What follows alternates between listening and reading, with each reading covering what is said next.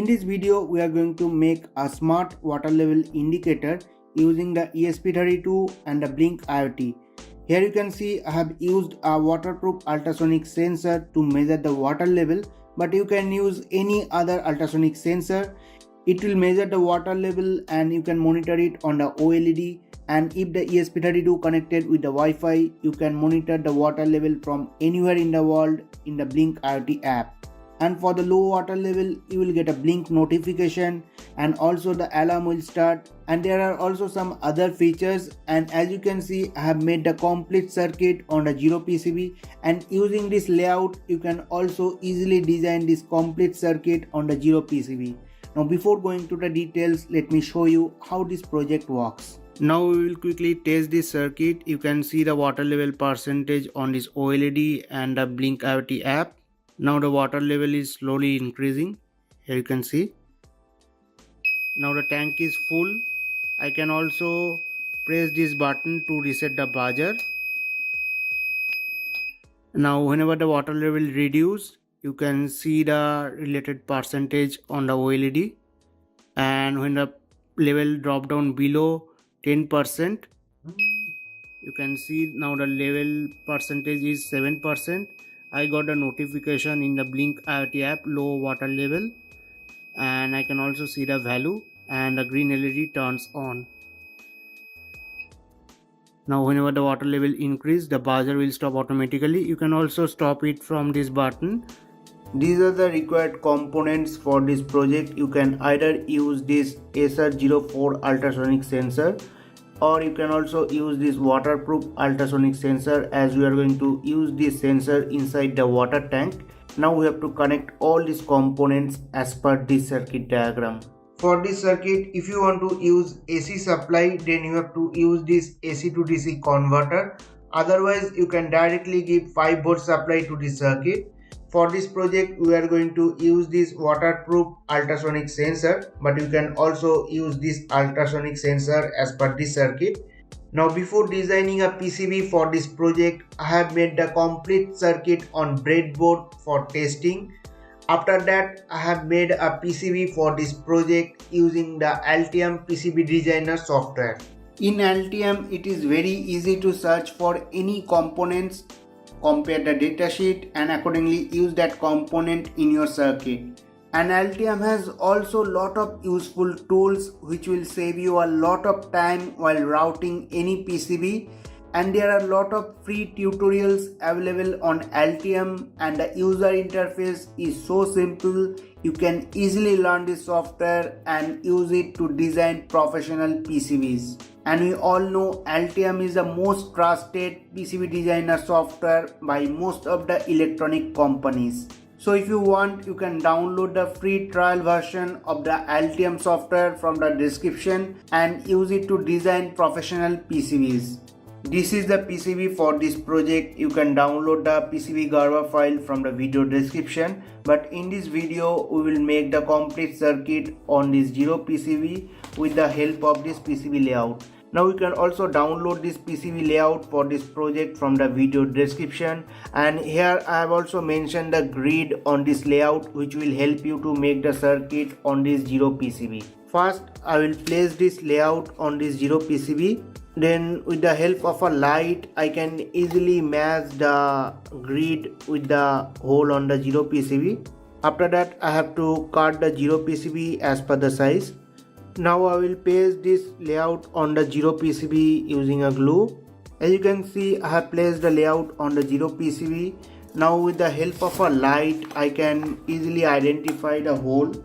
Then with the help of this tool, I can make a hole on this layout, so it will help me to place the component on the layout.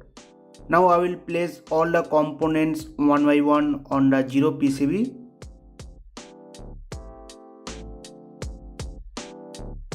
Now you have to solder all these components on this 0 PCB.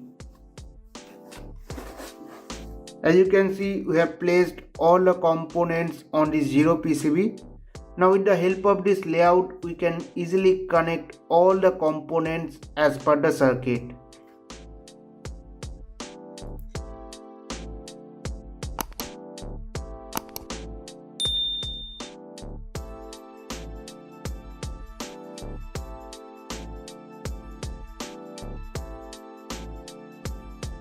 After soldering, I will connect the ESP32 OLED, and as I said, you can use this ultrasonic sensor or you can also use waterproof ultrasonic sensor.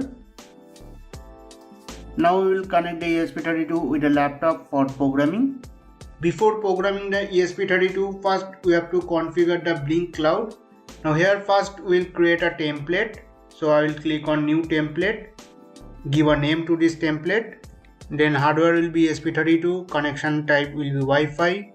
Now I will click on done. Now we will go to data stream and click on new data stream, select the virtual pin.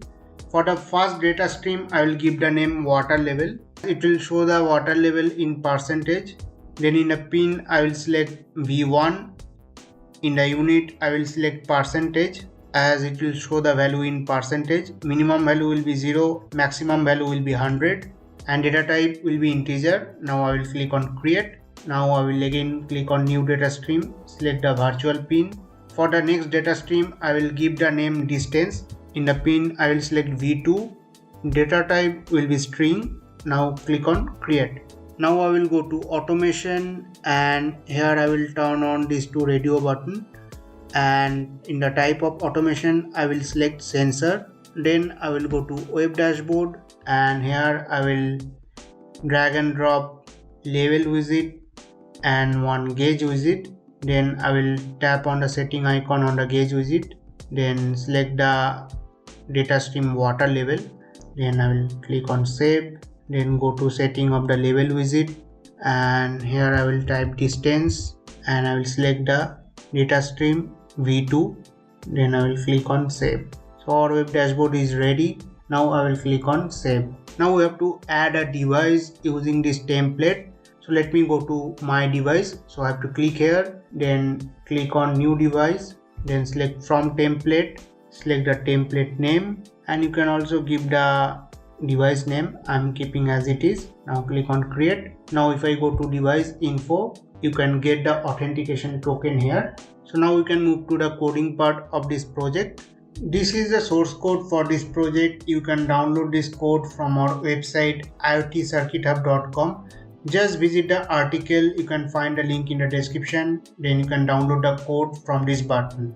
Now let me open this code. For this project, you have to install the ESP32 board, and these are the required libraries. I have also mentioned the version for each library, so please install this version only. After that, you have to enter the template ID, device name, and authentication token. So let me go to Blynk account. I will just click here to copy all these details. Then here I will paste it. Then here I have to enter the Wi-Fi name and the password. Now this is the most important part for this project. The empty tank distance is the distance between the sensor and the bottom of the tank if the tank is empty, and the full tank distance is the distance between sensor and the water level when the tank is full. So first you have to measure both this distance in centimeter, then define these two value here. Then you have to define the triggered percentage. Here I have mentioned 10, which indicates when the water level in the tank drop down below 10%, you will get a low water level notification in Blynk IoT app. Also the alarm will start and the green LED will turn on. So you can define any value like 20%, 5% as per your requirement. And one important point, you will get the reading on OLED only if the distance between the sensor and the water level is between these two values. As we are measuring the water level, so the water level distance must be between the empty tank and the full tank distance. Otherwise it will ignore all the rest value and you will not get any reading on Blynk and OLED. So please measure this distance properly, then mention the distance in centimeter. After doing these changes, you can directly upload this code to ESP32. Just go to tools, select the board, do it ESP32 dev kit v1, then select the proper port, then hit the upload button. After programming, you can see this blue LED is glowing, which indicates the ESP32 is connected with the Wi-Fi. So now I will quickly configure the Blynk IoT app. Let me open the app, then I will tap on the device ESP32 water level.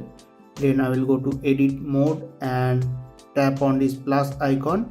So first I will add a gauge widget. So let me resize the gauge widget.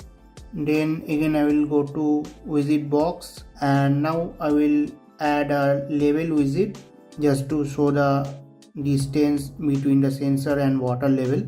Now I will tap on the first gauge widget, select the data stream water level V1, then I will tap on the level widget, and here I will select the distance data stream which is connected with the V2.